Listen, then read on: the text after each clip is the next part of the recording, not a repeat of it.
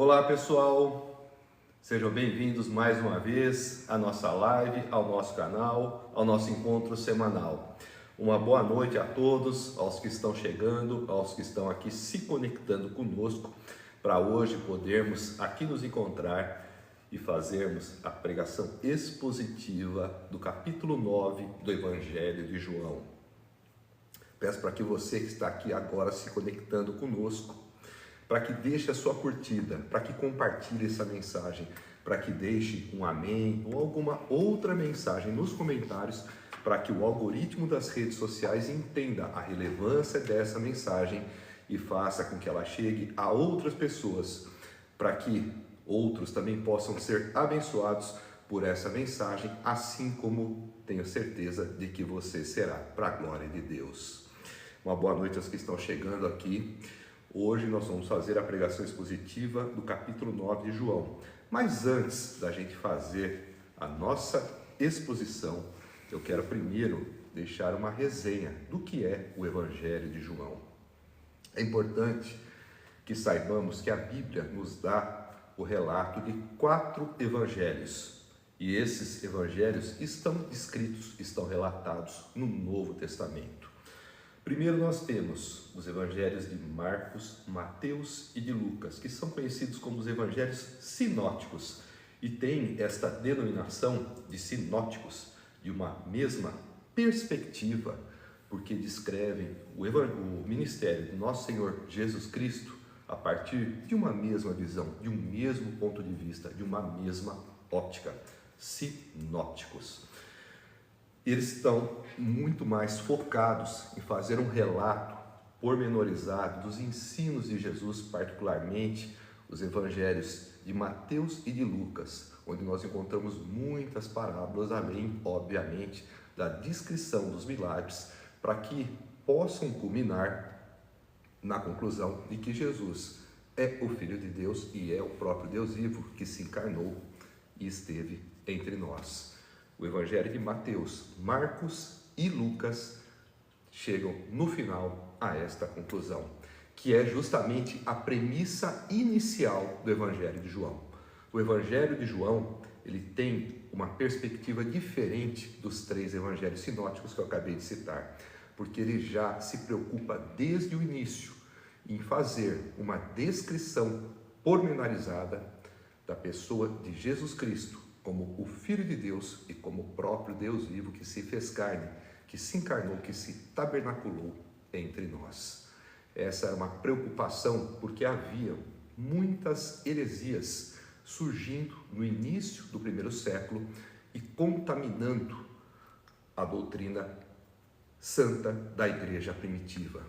Havia o gnosticismo e havia heresias derivadas do gnosticismo, como, por exemplo, o docetismo, como a heresia de Cerinto. Havia também o ebionismo. Mais tarde veio a surgir também o arianismo, o apolinarismo, nestorianismo e muitas outras heresias que colocavam em xeque a divindade de Jesus Cristo, a sua encarnação. E isso comprometia de sobremaneira o plano da salvação, que depende, em última instância, na crença de que Cristo é o Filho de Deus, é o próprio Deus vivo que se fez carne e habitou entre nós, que morreu na cruz para nos salvar e que, por ser Deus, tem poder e autoridade suficientes para perdoar os nossos pecados, para nos deixar justificados, limpos e imaculados, como se nunca tivéssemos pecados, a fim de que nos tornemos aptos a entrar no reino de Deus, a nos tornar cidadãos de um reino celestial.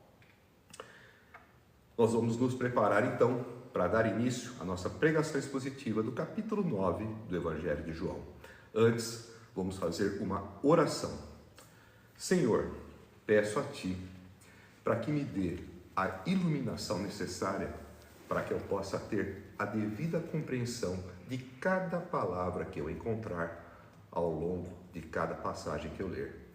Peço também que o Senhor me envie, por meio do seu Espírito Santo, a inspiração que preciso para poder, depois de compreender, transmitir a mensagem que for encontrada ao longo de cada página da Bíblia Sagrada, para que essa mensagem chegue aos ouvidos, para que penetre nas mentes e nos corações como sementes que caem em solos férteis e que lá, sob a iluminação do Teu Espírito Santo, possam germinar, dando frutos para 100, para 60 e para 30, para a glória do Teu nome e de nosso Senhor Jesus Cristo.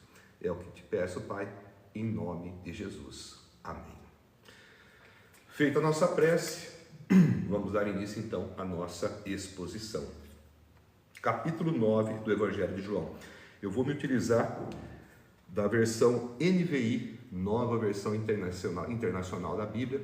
Entendo que essa versão é uma versão prática, simplificada e bastante didática para quem está iniciando na sua caminhada cristã, para quem está dando início e até para aqueles que já têm uma vivência prévia nas Escrituras, poderem compreender, aprender e refletir acerca daquilo que as Escrituras, através da Palavra de Deus, têm a nos falar. Então vamos lá. Capítulo 9, a primeira passagem, ou a primeira perícope, tem como título: Jesus cura um cego de nascença. Ao passar, Jesus viu um cego de nascença. Seus discípulos lhe perguntaram: Mestre, quem pecou, este homem ou seus pais, para que ele nascesse cego? Jesus disse: Nem ele, nem seus pais pecaram, mas isso aconteceu para que a obra de Deus se manifestasse na vida dele. Enquanto é dia, precisamos realizar a obra daquele que me enviou. A noite se aproxima, quando ninguém pode trabalhar. Enquanto estou no mundo, sou a luz do mundo. Tendo dito isso, cuspiu no chão, misturou terra com saliva e aplicou-a aos olhos do homem. Então lhe disse: Vá lavar-se no tanque de Siloé, que significa enviado. O homem foi, lavou-se e voltou vendo. Seus vizinhos e os que anteriormente o tinham visto mendigando perguntaram: Não é este o mesmo homem que costumava ficar sentado mendigando? Alguns afirmavam que era ele. Outros diziam: Não, apenas se parece com ele. Mas ele próprio insistia: Sou eu mesmo. Então, como foram abertos seus olhos, interrogaram-no eles. Ele respondeu: O homem chamado Jesus misturou terra com saliva, colocou-a nos meus olhos e me disse que fosse lavar-me em Siloé. Fui, lavei-me e agora vejo. Eles lhe perguntaram: Onde está esse homem? Não sei, disse ele. São essas palavras que nós encontramos ao longo da primeira passagem do capítulo 9 do Evangelho de João. Nós temos aqui um título para esta passagem que diz: Jesus cura um cego de nascença. E essa passagem, com este título em seu prelúdio, é muito significativa, porque a cura de um cego de nascença era um evento inédito na história da humanidade até então. É importante que nós nos lembremos que o Evangelho de João, que tem como prerrogativa primária defender a tese da divindade, da encarnação e da natureza divina de Cristo, ele se encarrega de defender essa tese apresentando 7 sinais, que são 7 milagres cuidadosamente escolhidos para mostrar de uma forma inquestionável que Jesus Cristo é Deus. Há também as 7 autodeclarações de Jesus, os 7 eu sou, que reforçam esta posição de divindade. E eu falo a respeito dos 7 sinais, porque a cura do cego de nascença no tanque de Siloé é um desses 7 sinais. Lembrando que o primeiro é a transformação da água em vinho, o segundo é a cura do filho do oficial do rei, que foi uma cura à distância, o terceiro é a cura do deficiente no tanque de Betesda, o quarto é a multiplicação dos pães, o quinto é o andar sobre as águas, o sexto é justamente a cura do cego de nascença, e o sétimo sinal, a ressurreição de Lázaro. E nós vemos que a cura de um cego de nascença era até então um evento inédito. Havia profetas que faziam milagres no Antigo Testamento, como Moisés, como Elias, como Eliseu, mas a cura de um cego de nascença nunca havia ocorrido. Alguém maior do que esses profetas era justamente a pessoa que curou um cego de nascença. Vamos então conhecer essa passagem. Jesus viu um cego de nascença. Seus discípulos lhe perguntaram: Mestre, quem pecou, este homem ou seus pais, para que ele nascesse cego? Nós vemos aqui uma pergunta que denuncia uma crença. Havia aqui, nesta pergunta, uma indecisão sobre quem havia pecado, os pais ou o próprio homem, para que este nascesse cego. Mas a pergunta é: será que o pecado causa doença? Será que a doença é causada pelo pecado? Nós vemos que havia uma crença entre os discípulos de Jesus, que em sua maioria eram de origem judaica, e que acreditavam que as doenças eram, em sua maioria, decorrentes do pecado. Essa pergunta denuncia justamente essa crença. E nós vemos ao longo das Escrituras que há, em algumas situações, uma associação entre doença e pecado, ou entre pecado e, em consequência do pecado, a doença. Na cura do deficiente no tanque de Betesda, depois que Jesus encontra o homem já curado, Jesus diz a ele: não peques mais, para que coisa pior não lhe aconteça. Então nós vemos que há, em algumas circunstâncias, uma relação entre pecado e o posterior desenvolvimento de uma doença. Mas, neste caso aqui em particular, nós vemos que não havia. Porque Jesus diz a eles: nem ele e nem seus pais pecaram, mas isso aconteceu para que a obra de Deus se manifestasse na vida dele. É importante que nós nos lembremos que, embora tal regra não se aplique para esse caso, há este exemplo do tanque de Betesda que eu citei, e há também passagens nas Escrituras que associam uma eventual doença como consequência de um pecado, e particularmente como uma forma de maldição hereditária, que talvez fosse o motivo da pergunta dos discípulos para Jesus. Afinal de contas, se um homem havia nascido cego, quando ele teria tido tempo ou oportunidade para cometer pecados? Teria cometido no ventre de sua mãe? Será que eles pensavam na possibilidade de um pecado cometido em uma vida passada? Talvez eles estivessem fazendo uma menção à reencarnação. A Bíblia não fala sobre isso, são meras especulações aqui. O fato é que eles tinham uma crença de uma relação entre pecado e, posteriormente, doença. E nós vemos que, no caso de uma doença congênita, eles poderiam estar pensando na possibilidade de uma maldição hereditária, talvez por influência dos escritos que nós temos no Antigo Testamento, particularmente no Pentateuco, em Êxodo 25, capítulo 20, versículo 5, lá nós encontramos o seguinte dizer: que Deus visita a iniquidade ou a maldade dos pais nos filhos por 3 ou 4 gerações, entre aqueles que o odeiam e entre aqueles que o desprezam. Então, há a possibilidade de uma dada enfermidade congênita ser consequência do pecado dos pais, como se fosse uma maldição hereditária. Mas em quem isso recairia?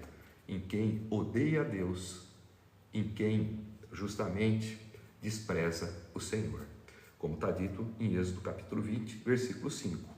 Em Deuteronômio, capítulo 7, versículo 9, já ao contrário, ele diz que Deus guarda a aliança e a misericórdia por até 1000 gerações entre aqueles que o amam, entre aqueles que o obedecem.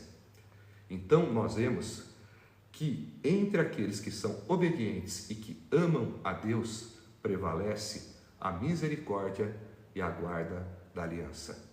Então, você não precisa ter medo de maldição hereditária se você vive no amor com o Senhor.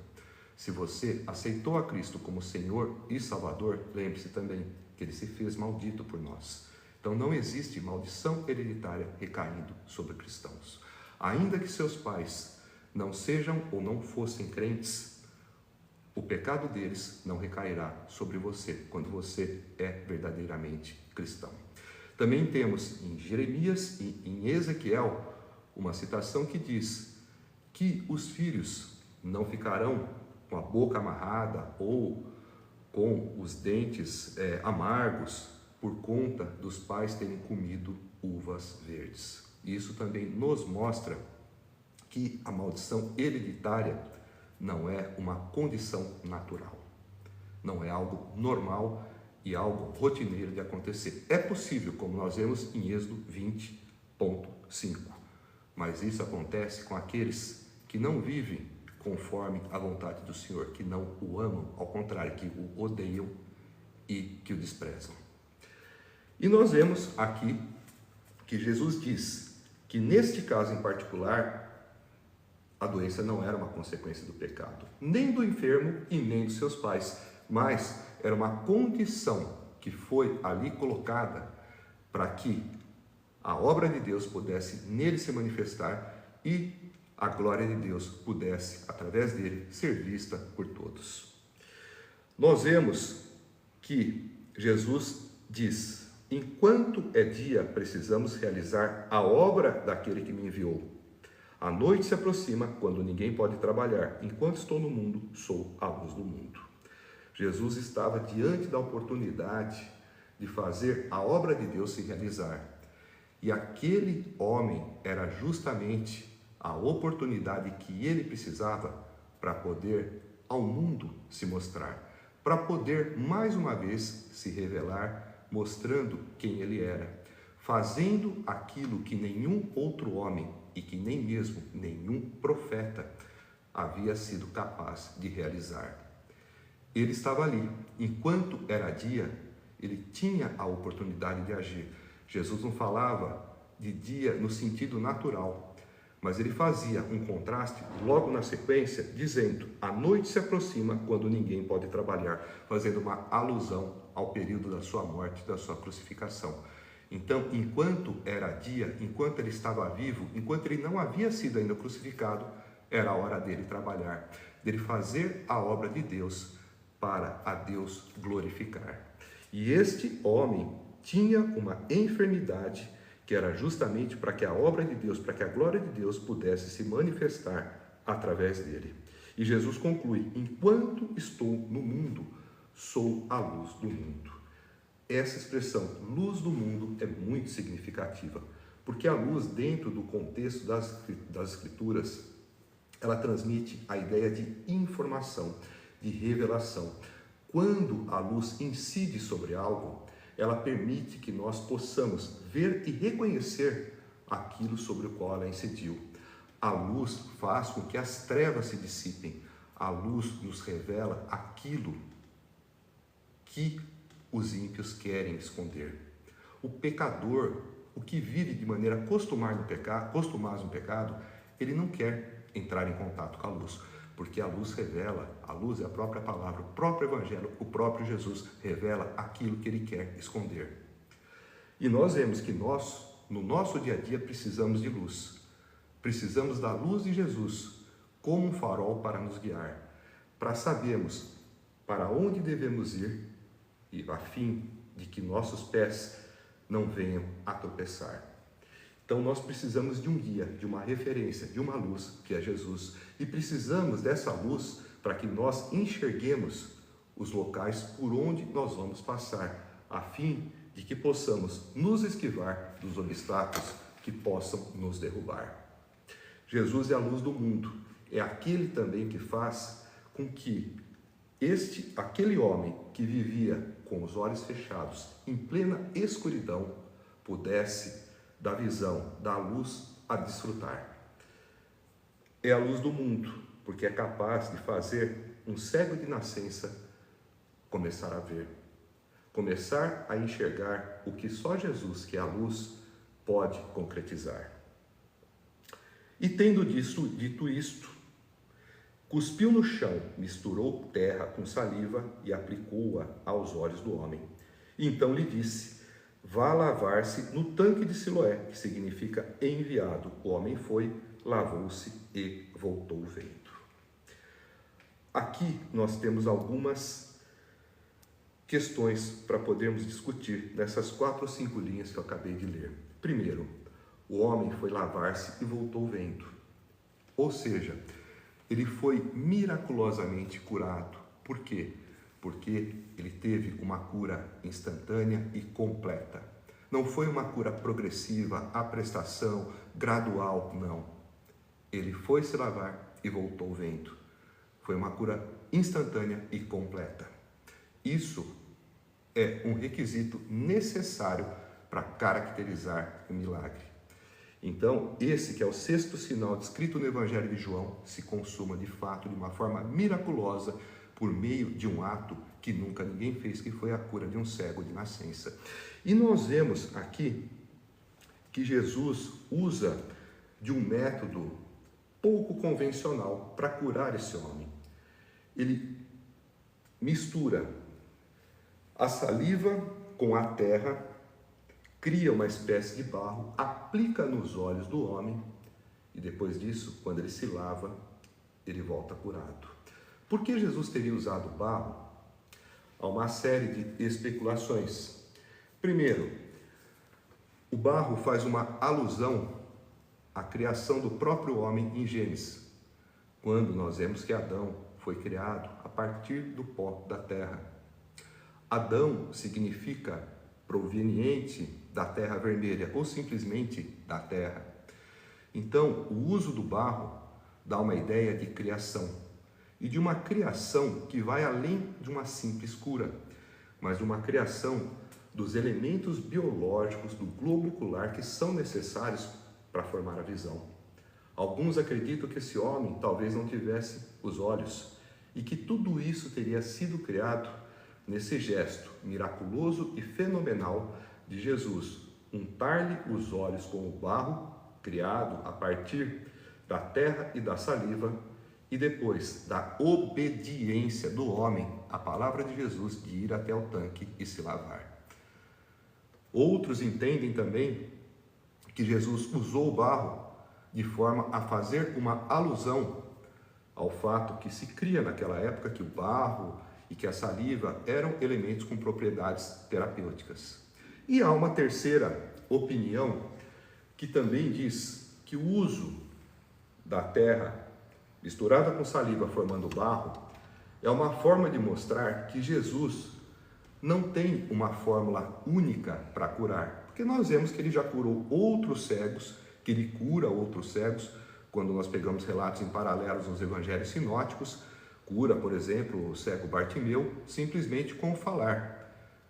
Quando ele pede para ser curado, Jesus diz a ele que seja feito conforme a sua fé, e ele passa a enxergar.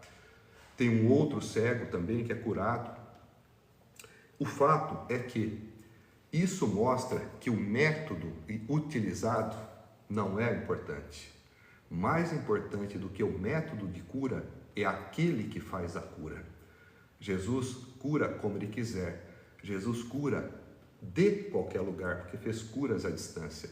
Então a importância desta cura feita com o barro, a partir da mistura da terra com a saliva, reside também no fato de mostrar que pouco importa o método que Jesus vai usar. O importante é saber que ele é quem vai curar. Na sequência, nós vemos na narrativa que seus vizinhos e os que anteriormente o tinham visto mendigando perguntaram: não é este o mesmo homem que costumava ficar sentado mendigando? Alguns afirmavam que era ele, outros diziam: não, apenas se parecem com ele. Nós vemos aqui que este homem curado parecia que não era uma pessoa valorizada, não era uma pessoa reconhecida, ao contrário, uma pessoa desprezada. Aqueles que o conheciam, que eram seus vizinhos, nem sabiam muito bem se era ele ou se não era ele. Provavelmente esse homem, pela deficiência que tinha, era alguém marginalizado e preconceituosamente desprezado na sociedade. Alguém que as pessoas sequer olhavam na cara e mal conheciam agora que ele enxergava quem ele era. Não sabiam se era ou se não era aquele homem a quem tinham como vizinho. Eram indiferentes à presença do cego, eram indiferentes às necessidades materiais dele, a ponto de fazerem com que ele ficasse mendigando. Nós vemos aqui a indiferença da sociedade para esse homem, a quem Jesus deu tamanha importância a ponto de se tornar merecedor da cura de uma cegueira de nascença. E que merecimento ele teria? Nenhum. Assim como merecimento nenhum temos nós em sermos salvos. É pela graça e pela misericórdia de Deus que assim aconteceu. Mas o fato é que esta enfermidade serviu para que as obras de Deus, para que a sua glória pudessem se manifestar e todos pudessem ver. O fato é que o homem que era cego passou a ver e que aqueles que viam não enxergaram, não conseguiram reconhecer a grandiosidade desse ato, daquele homem que era cego e que agora vê. O que parece é que todos negavam o fato que havia ocorrido. Parece que os vizinhos, que aqueles que conheciam o homem, tinham dificuldade e não queriam admitir que aquele homem que era cego agora via, que aquele que era enfermo agora está curado, que aquele que havia nascido privado da luz havia encontrado a luz. E por que todos negavam? Porque muitos eram cegos espiritualmente, não tinham olhos para ver o milagre que tinha acontecido. E nós vamos ver isso no decorrer do texto. Mas o próprio cego insistia: sou eu mesmo. Então, como foram abertos seus olhos? Interrogaram-no eles. Ele respondendo: o homem chamado Jesus misturou terra com saliva, colocou-a nos meus olhos e me disse que fosse lavar-me em Siloé. Fui, lavei-me e agora vejo. E eles lhe perguntaram: onde está esse homem? Não sei, disse ele. Nós vemos aqui que o homem confirma que é ele mesmo. Quando ele confirma que é ele mesmo, ele automaticamente confirma também que ele não é mais cego, que ele agora está vendo. E ele explica como que se deu esta cura, o mecanismo. Ou seja, ele encontrou Jesus, ou Jesus encontrou com ele, porque Jesus o enxergava, mas ele não via Jesus. Jesus passou a terra com saliva nos olhos, mandou ele lavar os olhos e ele obedientemente, veja a importância da obediência, e se esse homem se recusasse a lavar os olhos, será que ele seria curado? Ele fez o que Jesus mandou e colheu um bom resultado. Ele teve a sua cegueira curada. E ele foi lavar no tanque de Siloé, que não por coincidência significa enviado. Quem é o enviado? É o esperado de todas as nações, o próprio Jesus. O fato é que depois que ele narra o processo que culminou com a sua cura e que narra que Jesus o curou, eles perguntam: onde está esse homem? E ele diz: não sei. O fato é que ele foi curado, sabia que o homem se chamava Jesus, mas não tinha conseguido ver Jesus. Porque quando seus olhos de fato se abriram e a luz pôde entrar pela sua retina, entrar pelo seu globo ocular, passar pelos seus olhos e chegar à sua retina, formar uma imagem no seu cérebro e ele conseguir perceber a realidade que ele vivia, provavelmente Jesus já não estava por ali. Então ele foi curado por Jesus, mas não teve a oportunidade de ver Jesus. E isso tudo tem um significado espiritual muito grande que nós vamos percebendo ao longo do texto. Uma coisa é você ter um encontro com Jesus, a outra é você conhecer Jesus. Vocês vão perceber aonde eu estou querendo chegar com isso. Uma coisa é ouvir falar de Jesus, encontrar Jesus, e a outra é conhecer. Conhecer no sentido de crer, de aceitá-lo, como vocês vão ver. Vamos então para a continuidade da passagem, que na verdade é uma outra passagem que já tem como título: Os fariseus investigam a cura. Fazendo a leitura dessa passagem, levaram aos fariseus o homem que fora cego. Era sábado, o dia em que Jesus havia misturado terra com saliva e aberto os olhos daquele homem.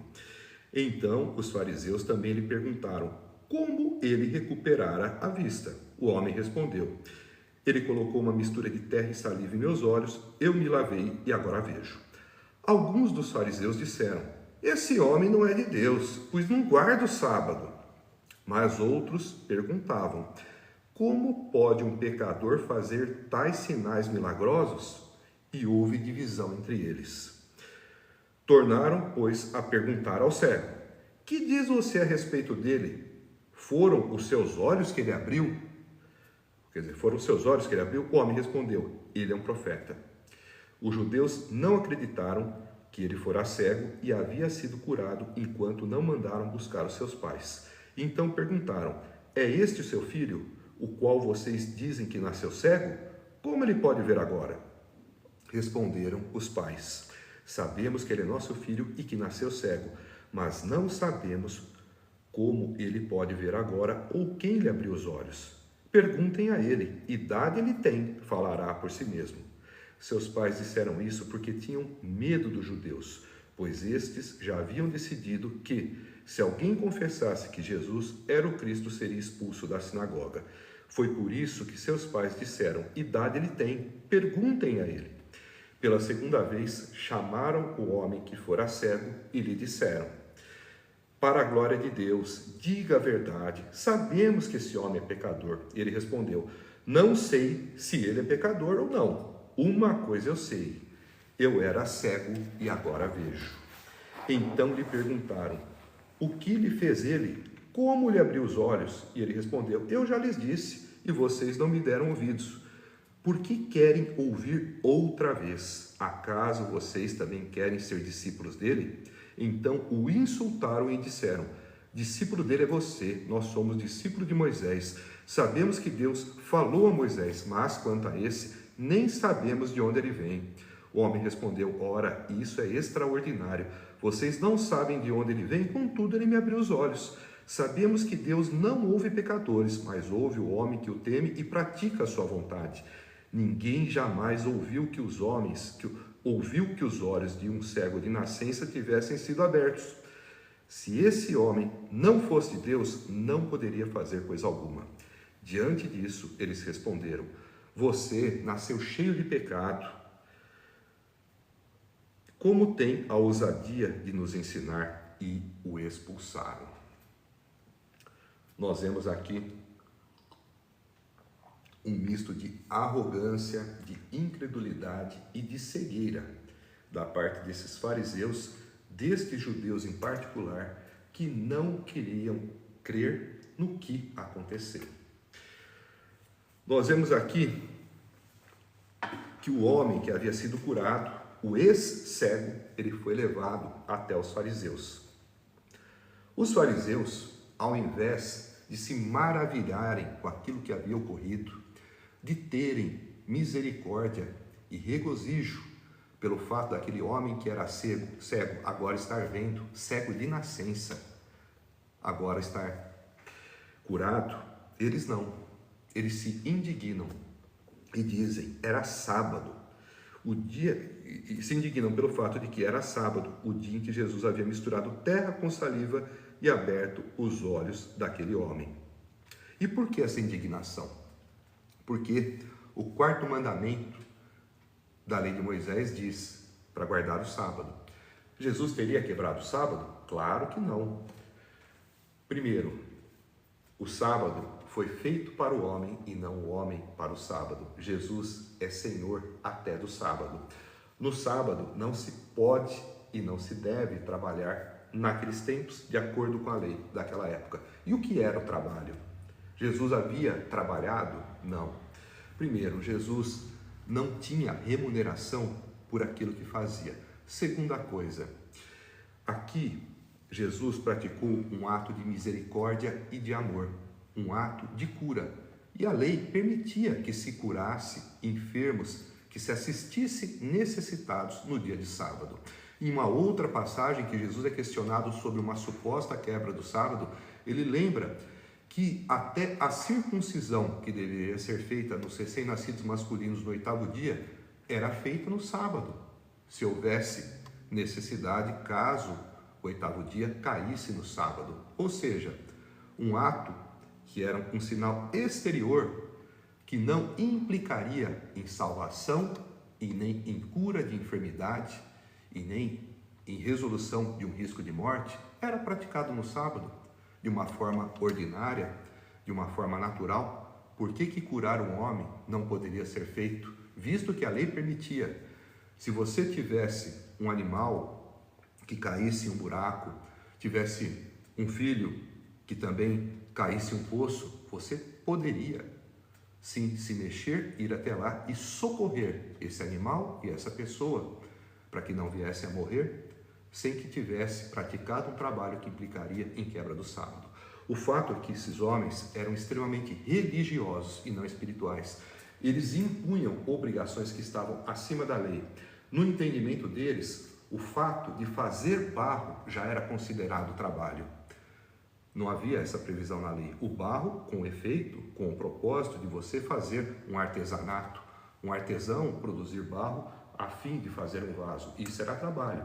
Mas eles impunham uma série de restrições, segundo alguns comentaristas que estariam na Mishnah e no Talmud, que são livros da tradição judaica, totalizando cerca de 37 proibições que não fazem parte da lei de Deus, como, por exemplo, uma mulher não poderia se olhar no espelho para não correr o risco de ver um cabelo branco e se sentir tentada a tirar esse fio ou a pintá-lo.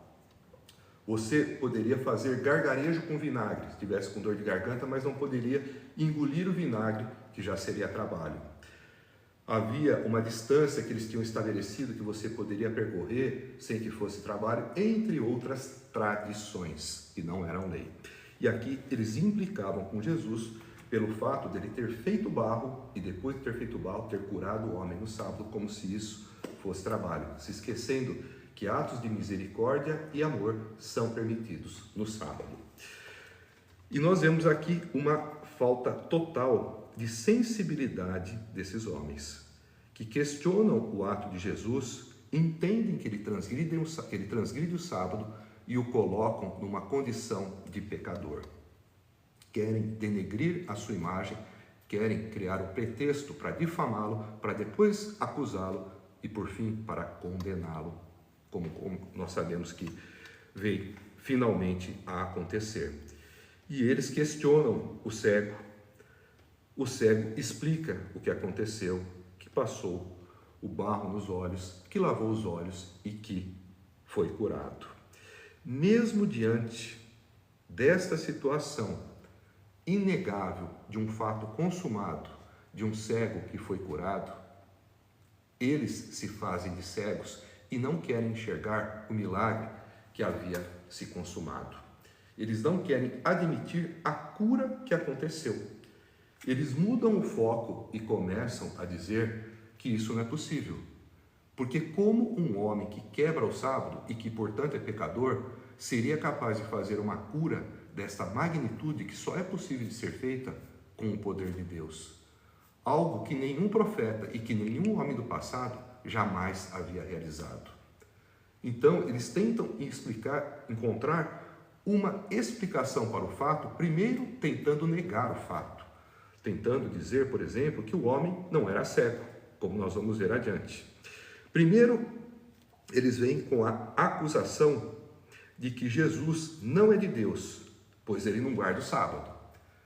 Mas aí há alguns que com um pingo de lucidez questionam essa frágil explicação e outros perguntam, como pode um homem pecador fazer tais sinais milagrosos? E isso provoca uma divisão ali entre eles, entre os judeus e entre os fariseus. Na sequência, eles insistem, novamente perguntando ao cego, que diz a respeito dele, a respeito de Jesus, porque foi ele que abriu seus olhos. E nós vemos que o homem que havia sido curado responde, ele é profeta. Nós vemos aqui que o homem, ele primeiro recobra a sua visão natural e começa a ganhar também uma visão espiritual. Primeiro ele se refere a Jesus quando os vizinhos, quando aqueles que o conheciam perguntam quem o havia curado, como sendo um homem chamado Jesus. Aqui ele já responde para os fariseus, para os judeus que o questionavam, que esse homem era profeta. Nós vemos aqui que os judeus não acreditaram que ele fora cego e havia sido curado, enquanto não mandaram buscar os seus pais. Nós vemos aqui que eles tentam, de qualquer maneira, negar o fato consumado que eles testemunhavam. O homem não era mais cego, mas eles não queriam admitir que ele havia sido curado. Vamos tentar descaracterizar esse milagre, tentando reclassificá-lo como uma fraude. Vamos tentar mostrar que esse homem nunca foi cego, que na verdade ele não foi curado. É que havia, na verdade, uma crença que ele era cego de nascença, mas vamos chamar os pais e vamos confirmar para que quem sabe, eles não digam que na verdade esse homem não nasceu cego. E é o que eles fazem. Mandam buscar os pais e perguntam, é este o seu filho, o qual vocês dizem que nasceu cego? Como ele pode ver agora? E aí os pais respondem, sabemos que ele é o nosso filho e que nasceu cego, mas não sabemos como ele pode ver agora ou quem lhe abriu os olhos. Perguntem a ele, idade ele tem, falará por si mesmo. Nós vemos aqui que não só confrontam o homem que havia sido curado, como passam a confrontar os pais desse homem, tentando de alguma forma encontrar uma explicação por um ato miraculoso já consumado, tentando até forçar um falso testemunho, quem sabe por parte dos pais. Afinal de contas, nós vemos aqui que os pais mandaram perguntar ao homem. Ele já tem idade suficiente para responder e pode falar. Os pais não queriam se comprometer, não queriam se colocar em maus lençóis, em uma situação delicada com os fariseus, com os judeus. E nós sabemos por quê, porque o próprio texto nos explica. Seus pais disseram isso porque tinham medo dos judeus, pois estes já haviam decidido que, se alguém confessasse que Jesus era o Cristo, seria expulso da sinagoga. Foi por isso que seus pais disseram, idade ele tem, perguntem a ele. Aqui, o que nós vemos já é um relato bíblico de uma perseguição que começava contra os cristãos. Aqui não era uma perseguição com relação a alguém que confessasse o milagre, não, mas que confessasse que Jesus era o Cristo.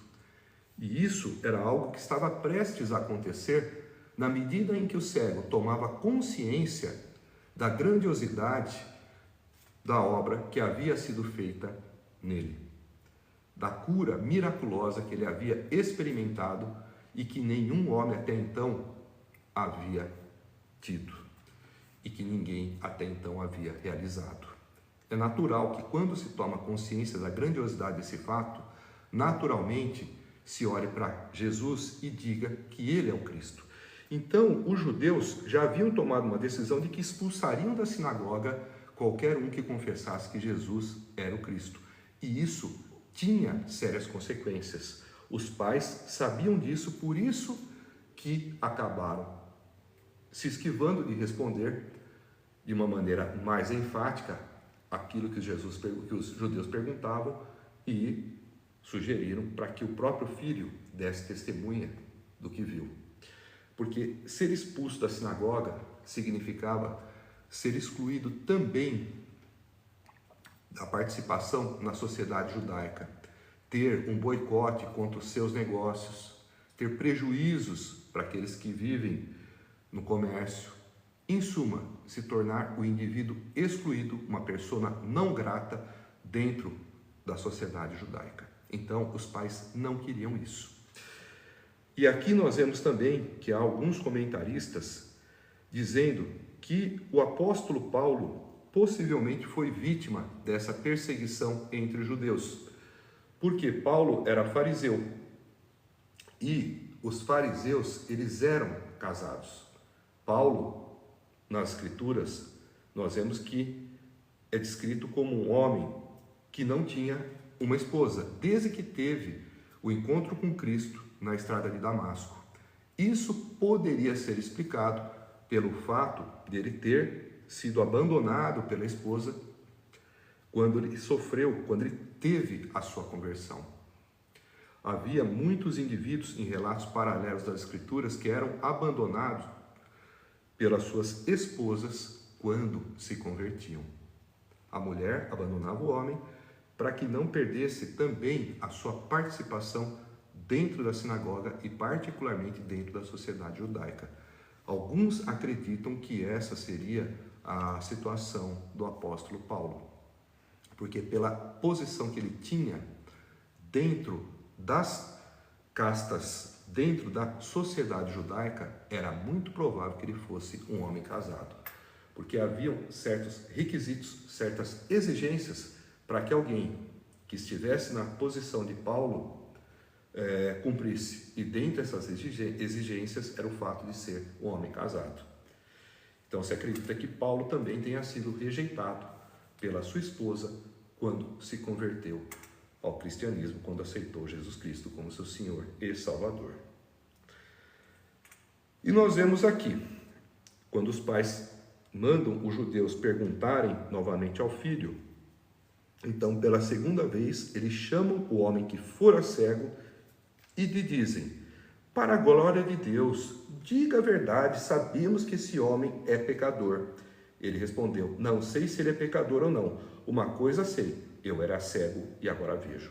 Nós vemos aqui a insistência dos judeus, dos fariseus, em tentarem criar um falso testemunho contra o milagre de Jesus, em quererem desmentir aquilo de verdadeiro que aconteceu.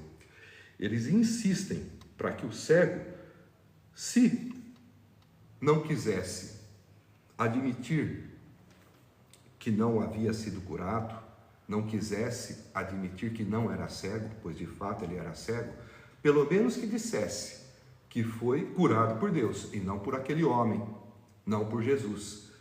Para a glória de Deus, é assim que eles falam. Diga a verdade, ou seja, reconheça que você foi curado então, já que você não quer dizer que você não era cego. Reconheça que foi curado, mas dê glória a Deus, não a Jesus. Diga a verdade. Ou seja, eles querem de uma forma ou de outra desvincularem essa cura à ação intercessória de Jesus. E aí nós vemos que eles completam: sabemos que esse homem é pecador, ou seja, no entendimento deles, aquele homem que no ponto de vista equivocado desses judeus e fariseus era alguém que quebrava o sábado e que portanto estaria em pecado, não seria alguém habilitado com autoridade espiritual para fazer um milagre desse quilate.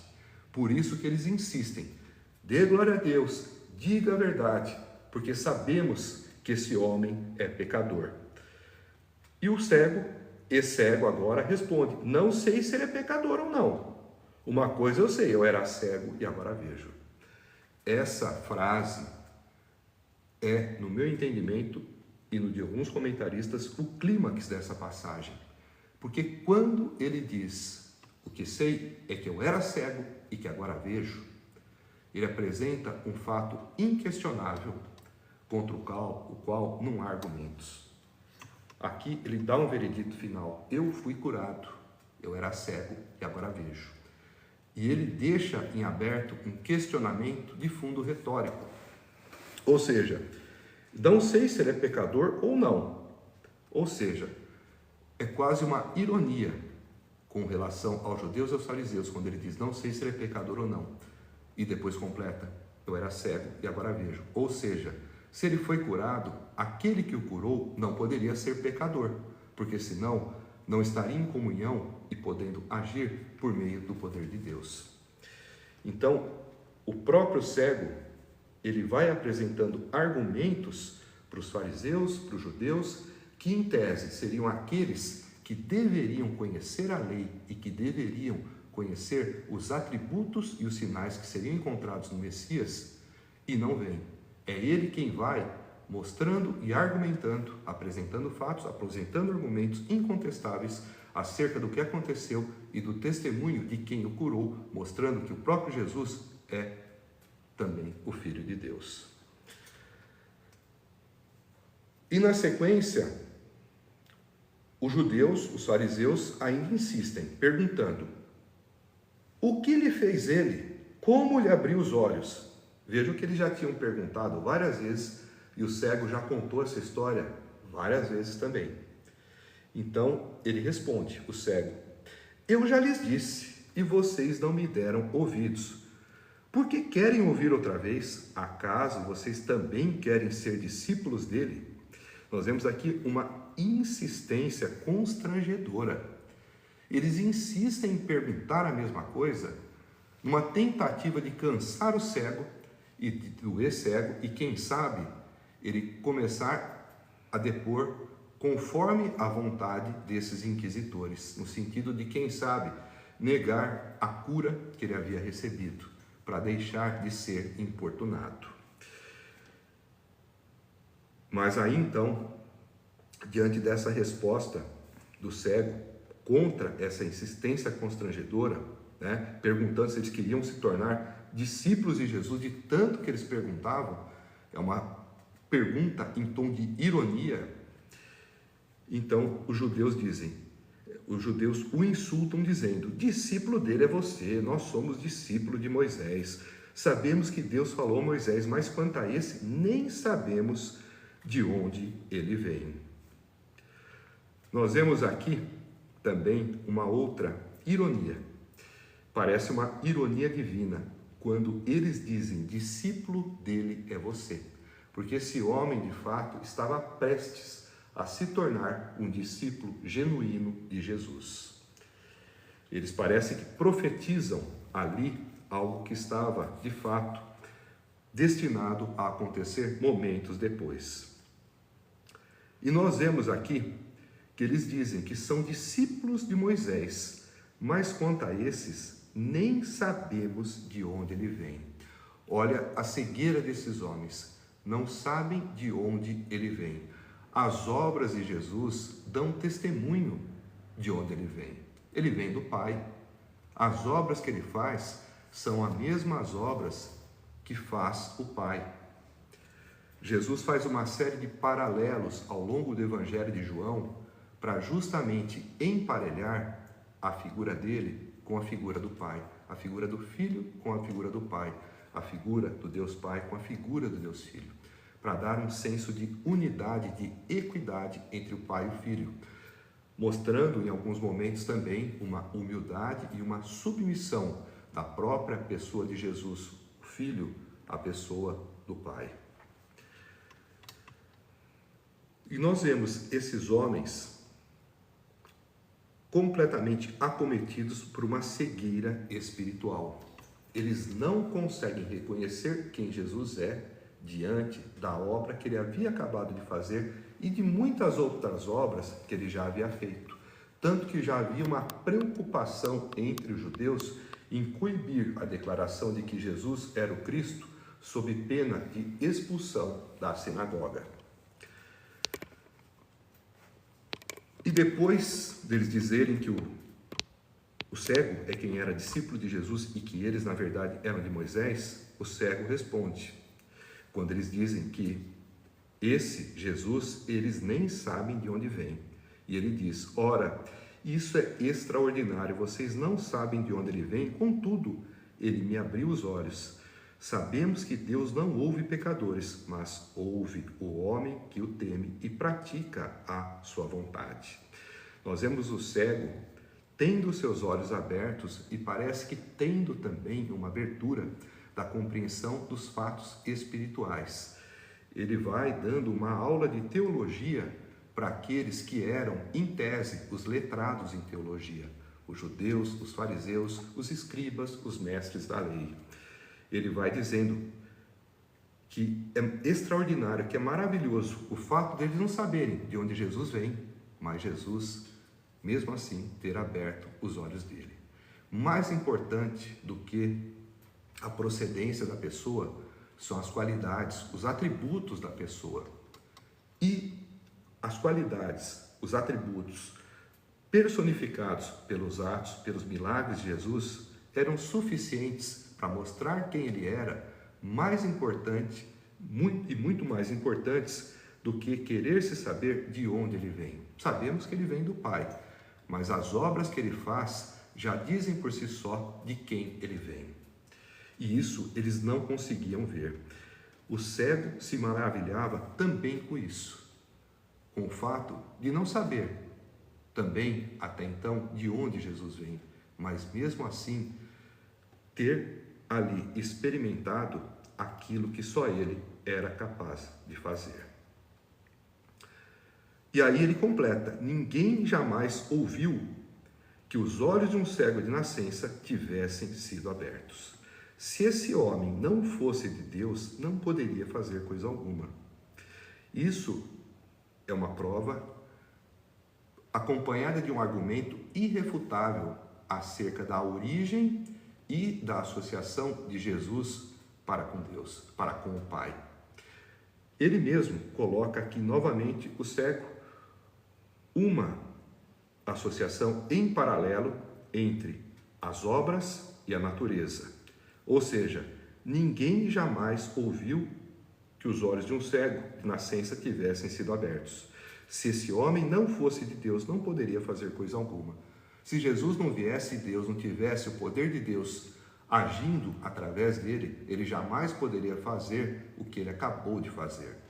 Aqui também ele coloca uma hierarquia de uma maneira sutil entre Jesus e entre os profetas, entre Jesus e entre Moisés, colocando Jesus como maior que profeta e Jesus como maior que Moisés. Porque aqui ele justamente diz que nunca, jamais ouviu que os olhos de um cego de nascença tivessem sido abertos. Logo depois que eles tinham há pouco falado que eram discípulos de Moisés. E o cego mostra que Jesus fez mais do que Moisés. E mais do que qualquer outro profeta, portanto, colocando Jesus numa condição de superioridade aos profetas e também a Moisés. Diante disso, eles responderam: você nasceu cheio de pecado. Como tem a ousadia de nos ensinar? E o expulsaram. O que nós vemos aqui é que como eles começaram a ficar sem argumentos para refutar os fatos, as evidências apresentadas pelo ex-cego, eles começam a ofender a pessoa do cego. Algo que muitos veem acontecer quando se está diante de pessoas arrogantes, pessoas soberbas, que já foram devidamente convencidas de um determinado fato e não querem admitir essa situação. Pessoas que diante de um embate, de uma discussão, ficam sem argumentos e já derrotadas, partem para apelação, partem para agressão. É isso que fizeram com o cego. Quando não tinham mais argumentos para desconstruir as suas falas, começaram a atacar a sua pessoa para tentar diminuir a autoridade daquilo que ele falava. Você é nascido em pecado, ou seja, você não é ninguém. Como tem a ousadia de nos ensinar? E o expulsaram dali. E havia justamente essa posição, não de soberania, mas de soberba por parte dos fariseus e desses judeus aqui em particular, porque eles se diziam, se achavam como conhecedores profundos das Escrituras. E eles, de fato, eram as pessoas que tinham ali a obrigação de conhecer a lei, de conhecer os escritos do Antigo Testamento, e de, a partir das profecias do Antigo Testamento que falavam a respeito do Messias, reconhecerem o Messias. Essas profecias falavam que o Messias nasceria na cidade de Belém, seria do tronco de Davi, portanto da tribo de Judá, nasceria de uma virgem, iria para o Egito, voltaria do Egito, que ele moraria no norte da Palestina, habitaria na região de Zebulon, é onde fica a cidade de Cafarnaum. Está dito que ele abriria os olhos dos cegos e também os ouvidos dos surdos. Mais adiante, também é dito, e a gente sabe que vai acontecer, que ele morreria numa cruz, que ele ressuscitaria.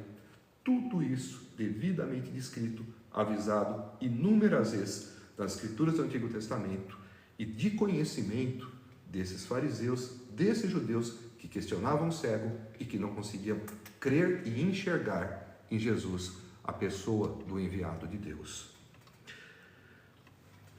Vamos então para o desfecho do capítulo 9, com a última passagem, que é uma passagem mais curta, que tem o seguinte tema muito pertinente para essa situação, que é a cegueira espiritual. Jesus ouviu que o haviam expulsado o homem, e ao encontrá-lo disse: "Você crê no Filho do Homem?" Perguntou o homem, no caso esse cego: "Quem é ele, Senhor, para que eu nele creia?" E disse Jesus: "Já o tem visto, é aquele que está falando com você." Então o homem disse: "Senhor, eu creio," e o adorou.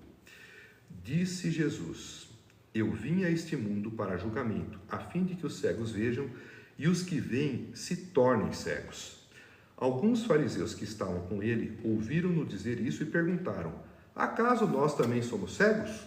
Disse Jesus: "Se vocês fossem cegos, não seriam culpados de pecado, mas agora que dizem que podem ver, a culpa de vocês permanece."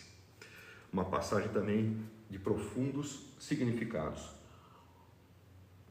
Nós vemos que Jesus vai ao encontro do homem que havia sido curado e que havia sido expulso da presença dos fariseus e dos judeus e o confronta com uma pergunta: "Você crê no Filho do Homem?" Essa pergunta que Jesus faz nos mostra que esse homem havia sido curado, mas ele ainda não estava salvo. Nós vemos aqui que Jesus vai ao encontro dele para mostrar a ele e mostrar a nós também que a cura era diferente da salvação. O corpo havia sido restaurado, mas a salvação, que é algo posterior, ainda não havia se consumado. Aquilo que garantiria a ressurreição, aquilo que garantiria a imortalidade, aquilo que garantiria futuramente a vida eterna, ainda não havia acontecido. Por quê? Para que isso se consumasse, precisaria de um instrumento, o instrumento da salvação, que é a fé. Então, ele precisaria crer, mas não crer em qualquer coisa. Crer que Deus existe, crer que Jesus foi um mestre, um reformador social, um sábio, um espírito de luz, um mestre ascenso, um Chohan, uma pessoa boa, um filósofo, um sábio que existiu. Não. Ele precisava crer no Filho do Homem. Filho do Homem é uma designação que surgiu no livro de Daniel e que o próprio Jesus usou diversas vezes para se autodenominar como o Filho de Deus. O Filho do Homem é uma designação que o próprio Jesus usa para si, para se dizer o Filho de Deus. Então, é o que Jesus se encarrega depois de ter curado esse homem, ainda trazer a ele a salvação. Não bastava que ele fosse curado, porque nós vemos que na Bíblia, muitos dos que foram curados e até ressuscitados voltaram a morrer. Então, a cura do corpo físico não é tudo aquilo que o homem deve buscar, mas ele deve buscar a salvação, porque é esta que lhe dará a vida eterna. E esse homem havia sido curado, mas não estava salvo. Então, Jesus foi até ele para que ele confessasse a sua fé no Filho do Homem, a fé em Jesus e pergunta a ele: você crê no Filho do Homem? E o homem, com sinceridade, o ex-cego, responde para Jesus: quem é ele, Senhor, para que eu nele creia? Nós vemos que ele já estava com a visão restaurada, com os olhos funcionando perfeitamente. A luz do mundo havia se encontrado com ele e tinha dado a ele a visão, mas uma visão natural. Ele precisava ainda de algo mais, uma visão espiritual, e era essa que Jesus agora iria lhe dar. Jesus, que já havia curado um cego de nascença, ia fazer com que este cego, que nada via através dos olhos, começasse também a ver através da mente, através do coração, através do espírito. Ver aquilo que seria necessário para que ele pudesse crer e para que, crendo, fosse salvo. Então, é aqui que Jesus diz, quando o homem pergunta: quem é ele, Senhor, para que eu nele creia? E Jesus diz: você já o tem visto, é aquele que está falando com você. Então o homem disse: Senhor, eu creio, e o adorou. Nós vemos aqui que ele, quando reconhece Jesus como aquele que fala com ele e sabe que aquele que fala com ele é o mesmo que o curou, ele não tem dúvida de que este realmente é o Filho do Homem, e ele então o adora, mostrando que de fato crê. Ele estava diante de Jesus, mas nós lembramos que ele não tinha ainda visto Jesus. Ele foi curado por Jesus de uma cegueira, mas ele não tinha visto Jesus. Agora que ele estava vendo Jesus, e Jesus fala para ele que o Filho do Homem, aquele em quem ele tem que crer, é o que fala com ele, ele reconhece que o mesmo que fala com ele é o mesmo que havia curado ele, e que esse que falava com ele e que havia curado ele era o Filho do Homem, era o Filho de Deus, era aquele em quem ele deveria crer. E ele adora a Jesus, e este gesto de adoração é um gesto de manifestação de fé. O judeu, quando ele adorava, ele se prostrava, ele se punha de joelhos, ele se colocava aos pés e adorava, mas somente a Deus o judeu realmente adorava. E se ele adorava Jesus, é porque ele reconhecia que Jesus era Deus, era o próprio Filho de Deus, era de fato o Filho de homem em quem ele deveria crer para que também fosse salvo. E aqui nós vemos, logo na sequência, Jesus muda um pouco de assunto e diz: eu vim a este mundo para julgamento, a fim de que os cegos vejam e os que veem se tornem cegos. O que Jesus quis dizer com essas palavras? Nós temos aqui um significado literal e um significado alegórico ou espiritual. Quando Jesus diz: eu vim a este mundo para julgamento, a fim de que os cegos vejam e os que veem se tornam cegos, os cegos vejam. Nós vemos que ele acabou de curar um cego de nascença. Esse homem que não via a luz natural, os objetos que refletem a luz natural e que assim revelam os seus contornos, as suas formas, as suas cores, agora via. Então, ele veio a fim de que os cegos vejam. Então, a primeira coisa que ele tinha que fazer, ele já fez. Ele fez um cego de nascença começar a ver, e já havia curado outros cegos. E esse cego de nascença, nós acabamos de ver que ele também foi curado de uma cegueira espiritual. Uma cegueira espiritual da qual os fariseus, os judeus que o questionavam, padeciam. Este cego que foi curado da cegueira de nascença também tinha acabado de ser curado de uma cegueira espiritual, porque ele estava diante de Jesus e reconheceu Jesus como o Filho do Homem. Ele creu em Jesus. E esse ato de crer, manifesto por meio de uma adoração, é um sinal inequívoco de fé de que Jesus é de fato o Senhor. Então, Jesus veio para fazer com que os cegos vejam. Ele fez o cego de nascença ser curado e fez também com que depois a cegueira espiritual desse mesmo homem também fosse sanada. Mas ele faz uma severa colocação na sequência. Do mesmo jeito que ele veio a fim de que os cegos vejam, ele veio também para que os que veem se tornem cegos. Como assim os que veem se tornem cegos? Os que veem e que se tornam cegos são aqueles que, na verdade, enxergam, mas não querem ver. Isso é uma colocação severa contra os próprios fariseus, que eram homens que tinham uma visão natural e que deveriam ter uma visão espiritual, mas não tinham. Nesse sentido, o que Jesus diz é que os que veem se tornem cegos. Os que veem são aqueles que acham que enxergam, ou melhor, aqueles que veem, mas que se recusam de fato a enxergar. São os próprios fariseus. Esses se tornam cegos. Por quê? Porque eles têm as escrituras nas mãos, o conhecimento das profecias e se recusam a reconhecer Jesus como quem de fato ele é. Ele já tinha feito uma série de sinais e milagres que são incontestáveis da divindade dele.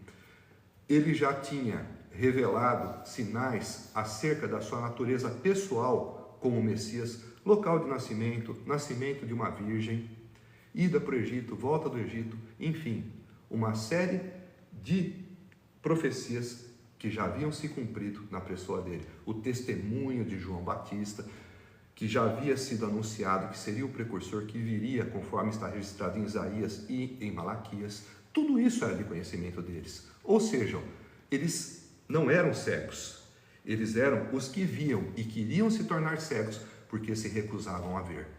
Quem se recusa a ver se torna cego. E nós vemos justamente isso porque esses homens, eles insistentemente negam quem Jesus é. Nesse sentido, são os que veem, os que têm o conhecimento, mas que se recusam de fato a ver. E eles se tornam cegos. Cegos por quê? Porque a partir do momento que você já sabe quem é o Messias descrito nas Escrituras e que você se depara com ele na sua frente, e que você olha para as Escrituras e olha para ele e não reconhece, você não tem mais como enxergá-lo. Se você não enxergou ele em verdade, ou seja, ele na sua frente, descrito rigorosamente da forma materializado e vivendo rigorosamente da forma que está nas Escrituras, o que mais precisa ser feito para você ver? Não há mais nada para ser feito. Ele já fez todos os milagres, ele já cumpriu os requisitos, e mesmo assim você não reconhece? Sinto muito. Mas se você não consegue enxergá-lo, nem dessa forma, você não vai ver mais. Não tem outro meio de revelá-lo. Portanto, é como se você, de fato, que vê, ficasse cego. Tudo que era possível você ver, você já viu ali. O próprio Deus encarnado e dando provas pelas obras que fez e pelo histórico de vida que tem, que ele era o prometido descrito nas Escrituras. Então, quem estava ali diante de Jesus e sabia do que diziam as profecias e não reconhecia tais profecias cumpridas na pessoa de Jesus, é como se daqui para frente estivesse cego, porque não há nada mais que possa ser mostrado para que essa pessoa possa crer. E nós vemos na sequência que é justamente isso que Jesus dizia, porque alguns fariseus se sentiram ofendidos com a colocação de Jesus. Alguns fariseus que estavam com ele ouviram-no dizer isso e perguntaram: acaso nós também somos cegos? E aí Jesus os adverte e os assevera com o seguinte: se vocês fossem cegos, não seriam culpados de pecado, mas agora que dizem que podem ver, a culpa de vocês permanece. Aqui é justamente as consequências que eles vão sofrer. Ou seja, eles não são cegos. Foi a eles revelado, foi a eles mostrado como seria o Messias. E agora que o Messias está aqui, diante deles, eles se recusam a ver, se recusam a enxergar, se recusam a reconhecer e a crer. Então, eles se tornam pessoas indesculpáveis. A culpa de vocês permanece. justamente porque que dizem que podem ver. Se eles fossem cegos, eles não seriam culpados de pecado. E o que seria ser cego?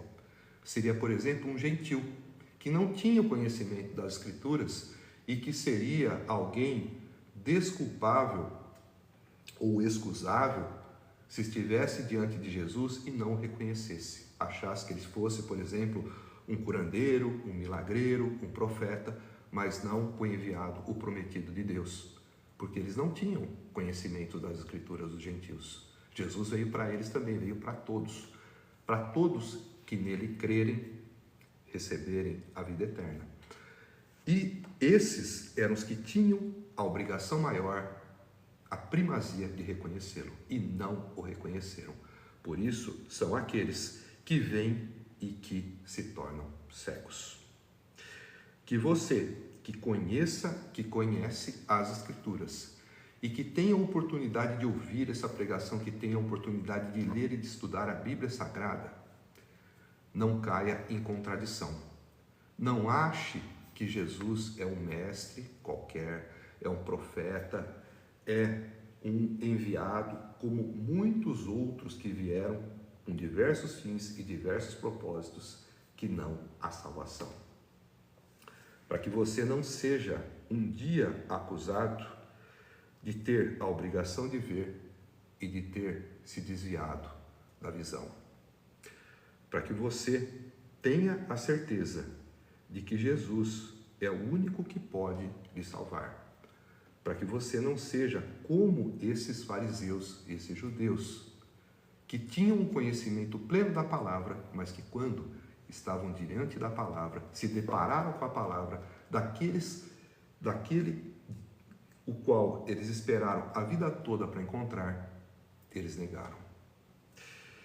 Então, peça a Deus para que te dê discernimento, para que possa aceitar a Jesus como Senhor e Salvador, para que você não vacile, para que você não ache que há uma porta larga e um caminho espaçoso em um outro lugar, para que você possa, através dessa porta enganosa e desse caminho falcioso, achar que a salvação você pode encontrar.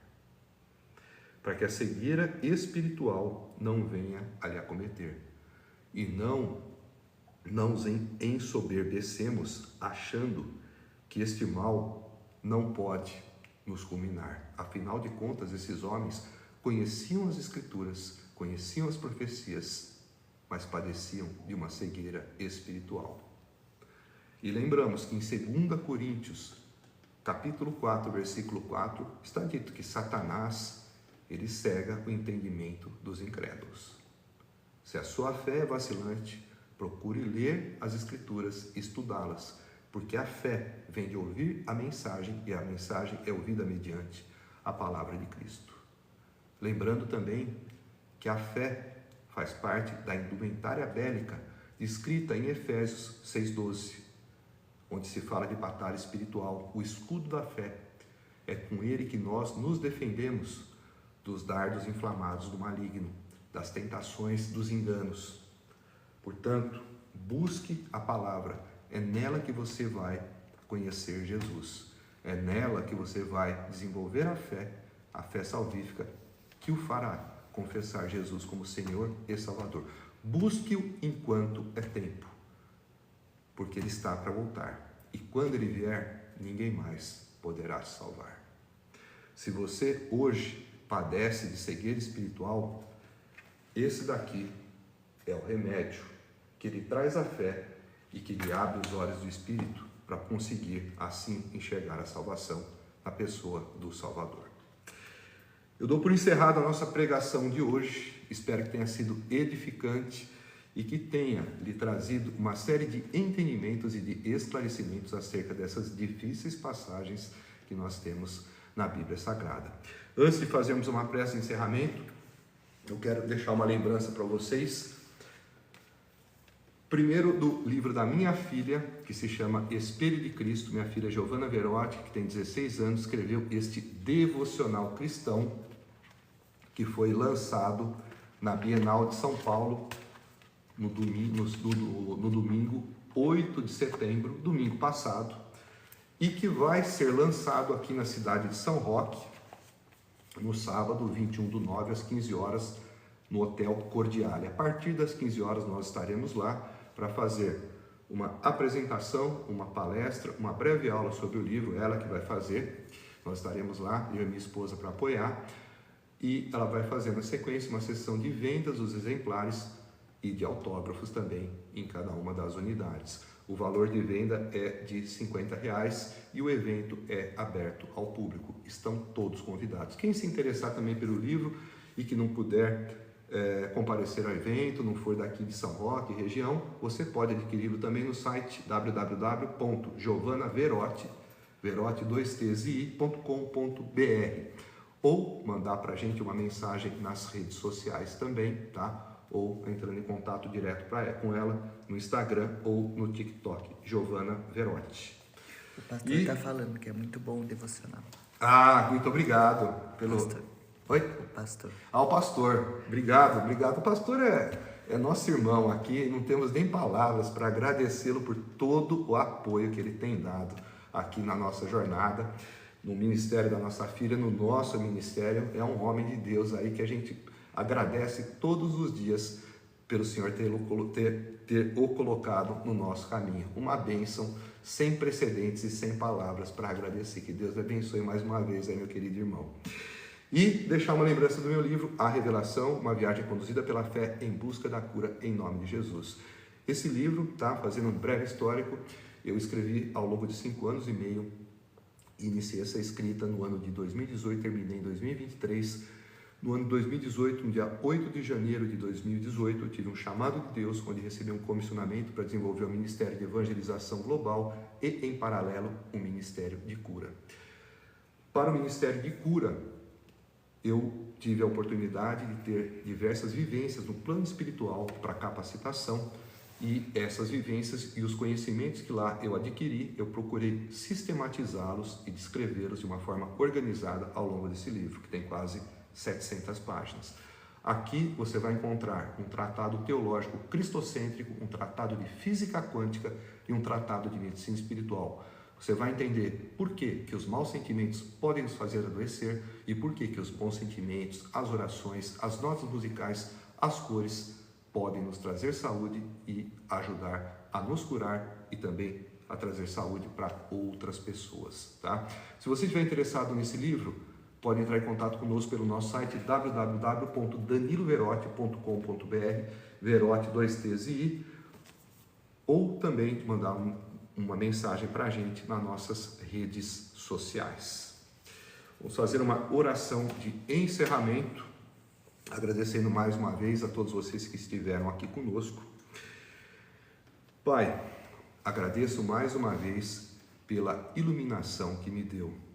Luz esta que foi trazida pelo Teu Espírito Santo e que me permitiu ter a compreensão da Sua revelação ao longo da Sua Santa Palavra. Agradeço também pela inspiração que o Teu Santo Espírito me trouxe e que me permitiu ter a capacidade de transmitir aquilo que o Senhor quis me revelar, aquilo que a Tua Palavra, que está nas Sagradas Escrituras, quis nos revelar.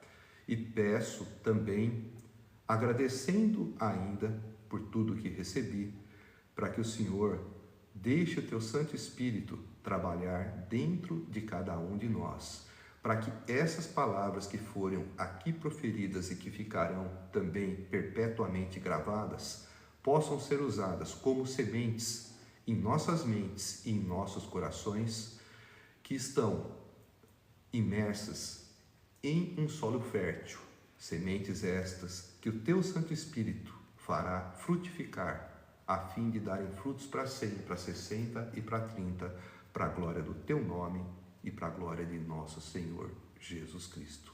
É o que eu te peço humildemente, em nome de Jesus, assim também em nome dele, te agradecendo. Amém.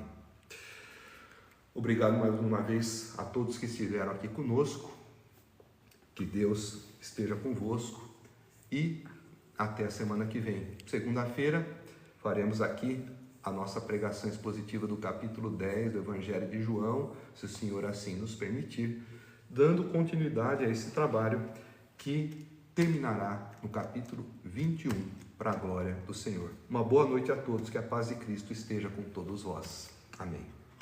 Tchau, tchau.